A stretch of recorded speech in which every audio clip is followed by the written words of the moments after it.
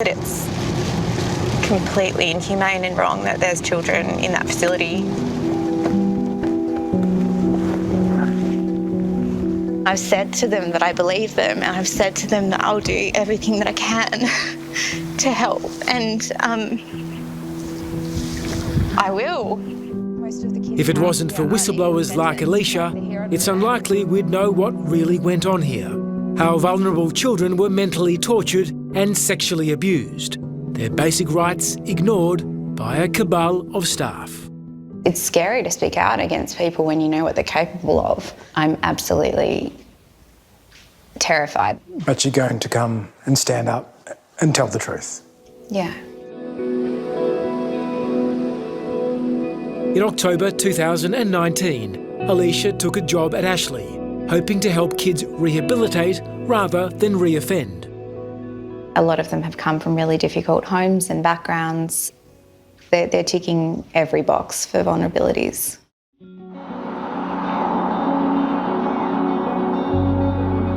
But within a few weeks of the job, she knew something was amiss. She began to suspect members of staff had agendas that didn't involve helping the young inmates. At first, it was the way they spoke that concerned her. What did you hear them say? They've been called little shits, useless pieces of shit. I was present when one of the managers of the centre told a child that if he didn't do X, Y, Z, he was going to turn him into an owl. And I said, what does that mean? And he said, I'm going to cave his face in. Sorry, he said he's going to turn him into an owl? Correct. Which meant that he was going to cave his face in? Yes. Hearing the way that they were spoken about was very distressing for me, and that was something that set off huge alarm bells. It was a much bigger job than I was prepared for. But it wasn't just verbal abuse. Alicia also quickly discovered a young female inmate had been left alone by staff and sexually assaulted by male inmates. She was horrifically harmed. What happened to her? They were unattended for so long that the boys were able to organise someone to be a watch or a guard at the door, and the other boys took turns sexually abusing her. Was that reported to senior staff at the centre? Yes, it was. Were police called in? No, they weren't. The victim was one of many that Alicia found out about. Under Tasmanian law, we can't identify the children and teenagers who've been locked up here, but we can say that there are hundreds of alleged victims over many decades. Another victim, who we'll call Rachel, was remanded to Ashley in 2012. Her story is as horrific as it is common at the youth prison. I was 14 and the first time I went in there was for stealing a bag of Doritos. Stealing a bag of chips? Yeah. You sent to jail? Yeah, 3 months. Do you remember your first day inside? Yeah, I remember I was the first girl that had been in there for about a year, so I remember there was a lot of comments. The boys were very excited to see me. A few weeks into her imprisonment, she complained of being sick. But instead of the staff calling a doctor or a nurse, she was examined by an unqualified male staff member. Rachel knew instantly that this wasn't right. He got me just to lie on the couch and basically proceeded to feel around areas that I now know were nowhere near my appendix, and then didn't take me to the nurse afterwards. Yeah. It was a sexual assault? Yeah, it was. Yeah, and I felt violated, and it was really uncomfortable, and it wasn't what I asked for. I needed medical assistance. Did you feel like you could say anything while this man was... No. Why not? No. Because in that moment, like, I don't know, being a child and having an adult tell you to do something, like, I don't know, I just didn't feel like I was in a position where I could kind of talk up or ask for help or anything.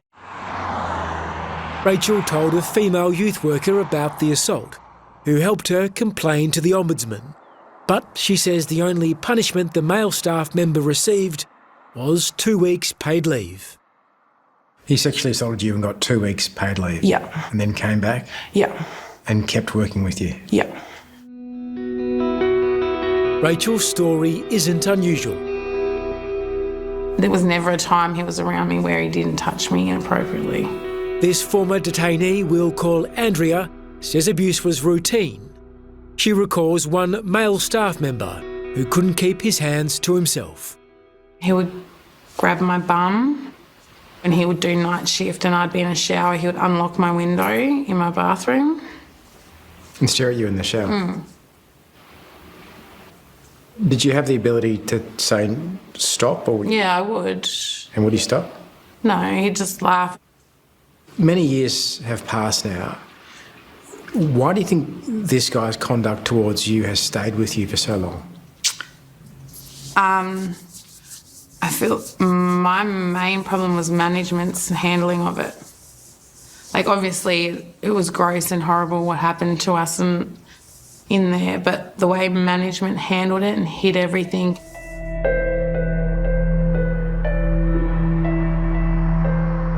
We now know that teens and children were subjected to abuse for decades at the Ashley Youth Detention Centre, and that some staff were well aware of it. In fact, when Alicia went to work there, she discovered that covering up mistreatment was an expected part of the job. What did staff tell you about what happens to staff who rock the boat or speak out about allegations? Straight away, and I was shocked by the openness and the brazenness about these comments. It was like, what happens in Ashley stays in Ashley. Basically, you've got to fit in or off. But I was also told as time went on that in regards to myself from a colleague, that snitches get stitches. Snitches get stitches, which was a warning to you if you spoke, there'd be reprisals. Yeah, that I would be physically harmed. When you tried to raise allegations internally of kids being sexually assaulted, what was the general response from senior management? I can't say that there was a single incident that I reported that was responded to in a remotely appropriate way for the children. In the end, Alicia decided she had no other choice but to become a whistleblower. You're describing the alleged rape of young inmates. It's not alleged, the footage exists. You've seen the footage? Yes.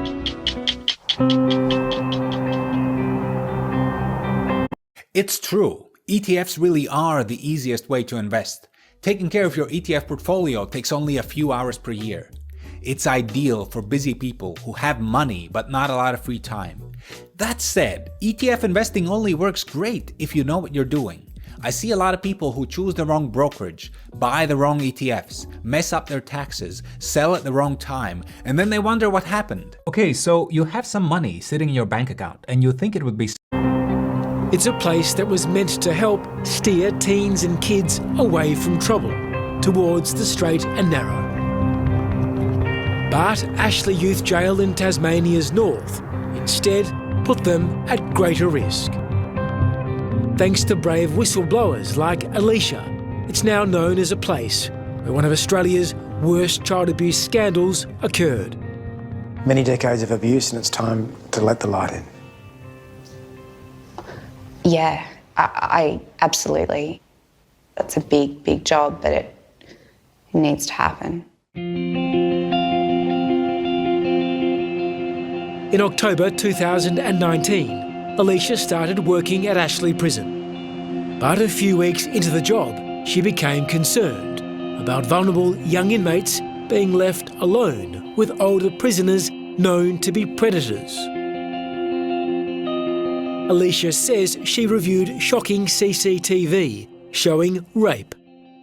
In this case, those two boys did end up in this unit and ended up alone with two older offenders who forced them to remove their pants and they proceeded to penetrate them with a bottle. And on the footage of this incident, once it was over, the two boys kind of got up, and what really broke my heart was that they pulled up their track pants, their Ashley issued track pants, as high as they could, and they pulled the thing and they did all these double knots as tight as they could and ran out of the room. You watched that on the CCTV? And I've read the reports, and So those children, every time that I've seen them since then, they're tied up, tight as possible. They were never offered any help, even a debrief, any support. Alicia isn't the only insider raising concerns. We've obtained a leaked report written by a psychologist working at Ashley. In October 2019, she warned senior management that vulnerable inmates were at risk of serious harm because they were getting left alone with possible sex offenders. Still, nothing changed. How many credible allegations of sexual assault, serious sexual assault, involving young children, teen inmates, did you come to learn of in your 6-7 months at Ashley? I don't know. A lot. More than 10? Yes. Well, what are we talking about? What sort of things? Serious beatings that could have easily killed people. Psychological abuse, torture, name-calling, isolation, breaches of every single right that a child has. Of the credible sexual assault allegations you discovered, how many were reported to the police? The sexual assault allegations? None. Still think that chair yoga is fake? Look at me now. I'm 63 and I look 10 years younger than my friends. I made it my goal to have a flat belly as soon as possible. My daughter told me about this app and I decided to try the 28-day chair yoga challenge. I'm in the second week and I'm really shocked by the results. I have way more energy, improved joint mobility, balance, no knee pain, and better sleep. These exercises are beginner-friendly, simple to follow. I can do these exercises anytime and anywhere. No equipment and no weights. Just... It gets even worse. Before Alicia joined Ashley, the prison was already on notice that vulnerable young inmates were at clear risk of being raped. In 2007, a 14-year-old Will called Andrew was on his second night of remand. He was placed in a cell with an older, bigger inmate who was locked up for a previous sexual assault. Andrew didn't stand a chance because, unbelievably, he was left without any staff watching over him. How many staff should have been there? 2 staff members. And both disappeared? Both were gone. I was punched to the side of the jaw, and then I was raped. And the feeling to know that, you're left there and there's no help, it's gutting. It's gut-wrenching to know that it had happened and they allowed it to happen and there was no help. There was no justice. There was nothing. I was left violated and bashed. They didn't take me to see the nurse until the next day. And still to this day, I remember exactly how it happened, and I still see it in my brain because there was no help. There was no cancelling after it happened. You were 14 years old at the time. That's correct. This shocking failure was part of a long history in Tasmania of covering up abuse and silencing victims.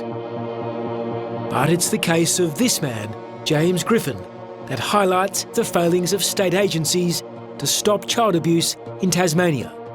So they sent a suspected abuser to a place with even more vulnerable children? A known abuser.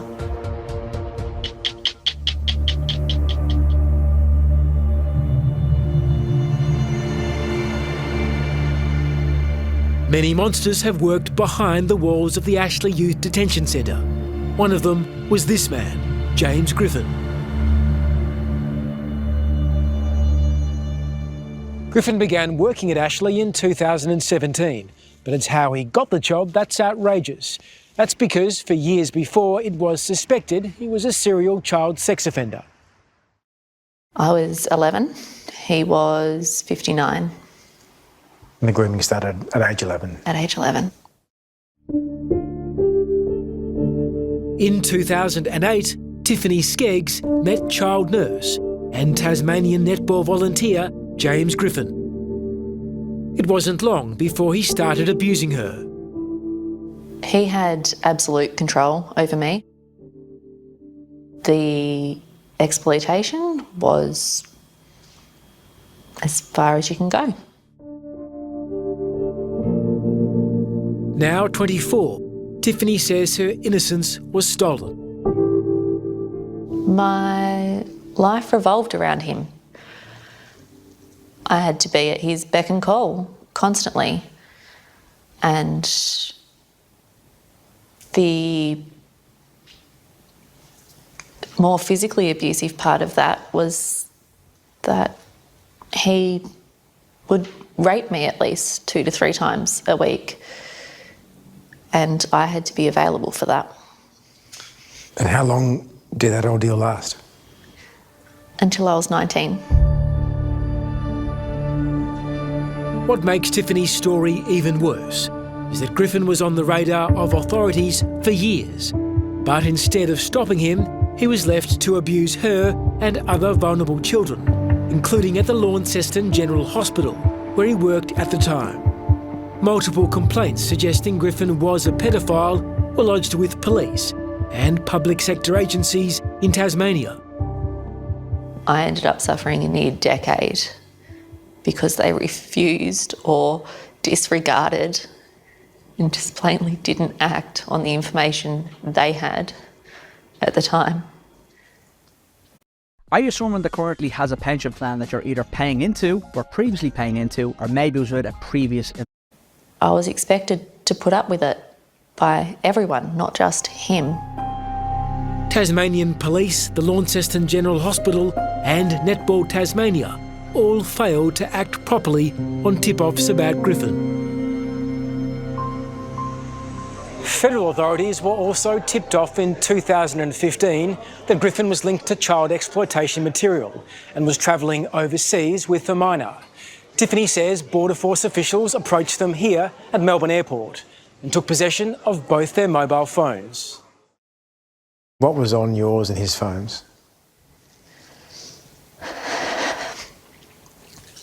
Extremely exploitative and pornographic material of myself, for certain. On my device and his device, I know for fact that there was a particular set of images and videos that were of he and I in his bedroom, in his bed, and the video is a recording of him penetrating me and sexually assaulting me. And Border Force examining your phone, it should have been clear to them that this was images of child exploitation. Absolutely. My face was in some of those photos and certainly in the video. And how old were you in those photos and video? I was 15 in those particular ones. How old was he? He would have been around 64.